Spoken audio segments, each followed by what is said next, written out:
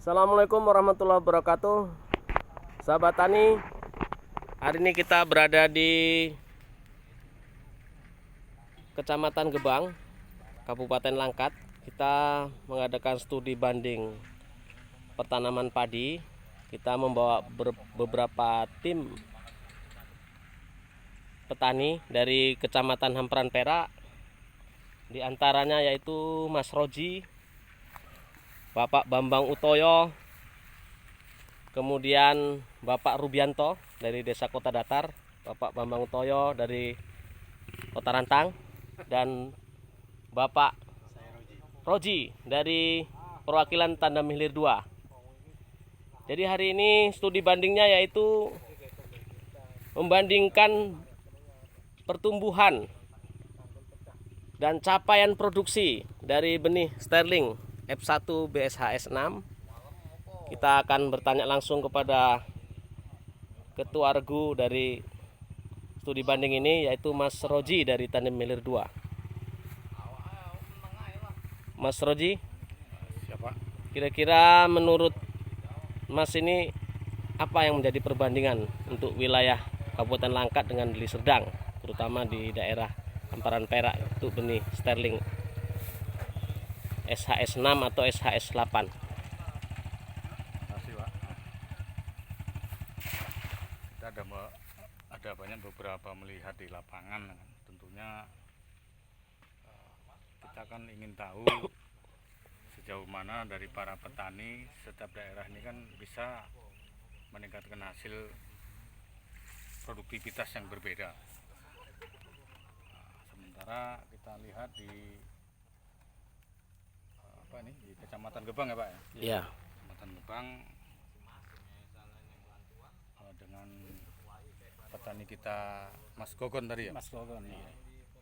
Kita melihat daripada fisik tanaman ya ataupun bodi untuk saat ini kita melihat ada sedikit perbedaan dengan kita punya. Melihat daripada tinggi atau rendahnya tanaman, kemudian ini cara pola teknik budidaya yang mungkin berbeda, Pak, ya kan?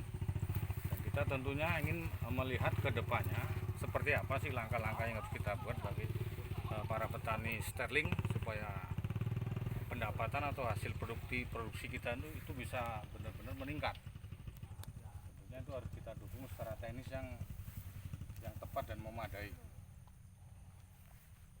Alhamdulillah kita pun sudah melihat bagaimana tentang kondisi tanaman yang ada, ya menurut saya faktor penyakit ataupun hama sih menurut saya tidak terlalu repot ya.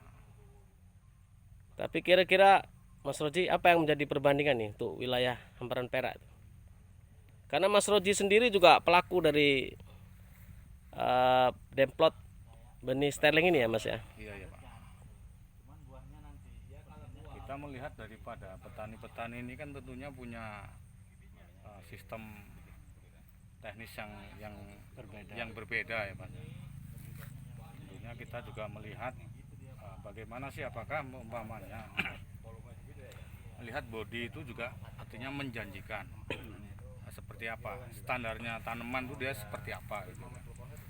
Baik dari segi anakan gitu kan, segi dari malenya, segi dari bulunya, pengisian dari pangkal sampai ujung itu seperti apa gitu kan.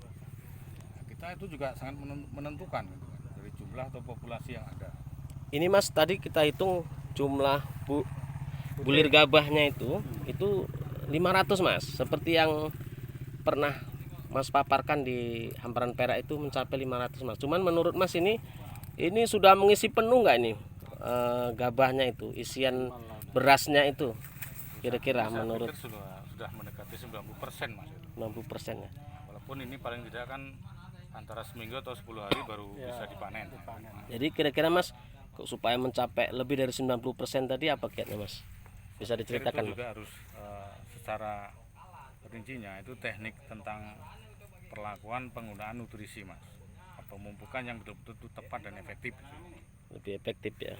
Lebih Maksud efektif ini gimana kira-kira, Mas? dari Apakah dosisnya ditambah atau ditambah lagi dengan jenis pupuk yang lain atau bagaimana? Itu ada perpaduan Mas, kombinasi tentang penggunaan umpamanya seperti kompos atau organik ataupun itu biologi Mas ya.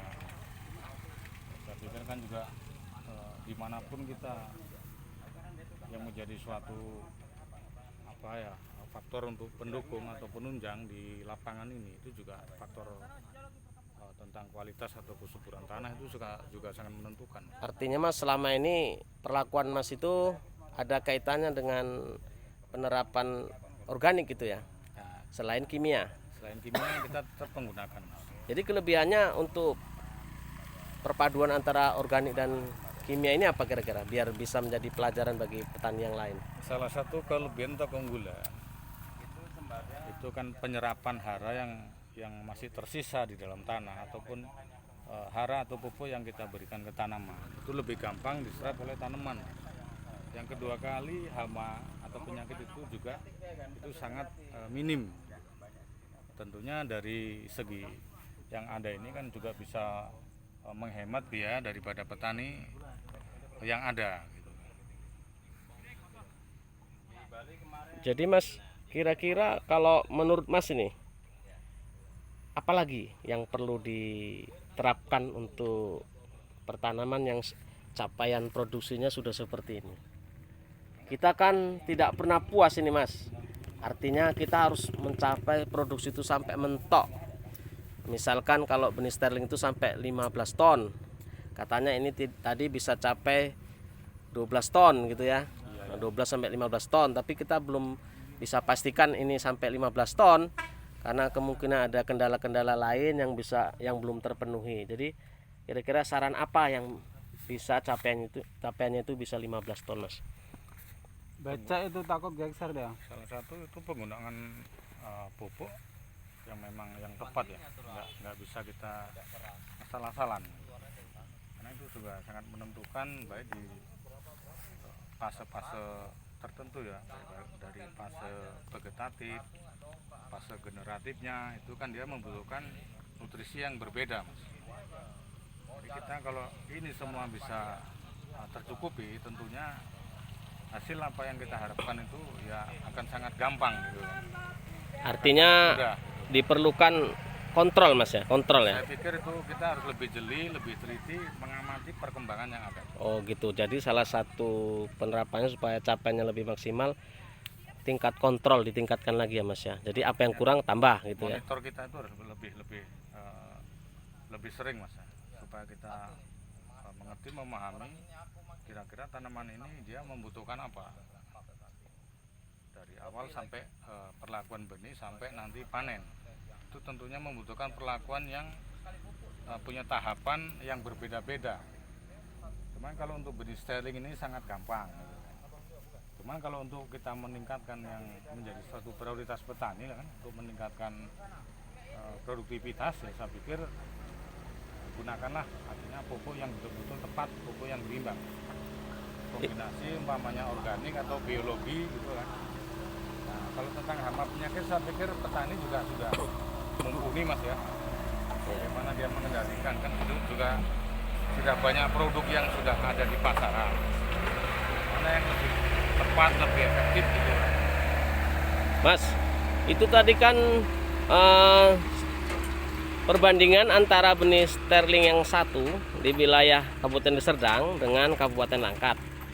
Jadi saya kepingin gini Mas, kira-kira kalau dengan paritas lain Mas, jadi apa saja kira-kira sterling ini kelebihannya? Sterling ini kelebihannya dia lebih gampang untuk perawatan dibanding dengan varietas seperti unggul, serang atau invari 32 dan sebagainya. Karena memang sifat F1 ini memang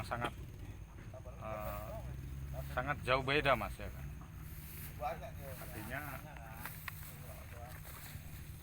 apapun yang menjadi suatu ini harapan kita, ini bibit kan sudah memang betul-betul bibit yang sudah diproses melalui penelitian secara berkala Mas, sehingga benih sterling ini saya pikir memang benih yang tepat, yang cocok untuk di setiap kalangan petani dimanapun.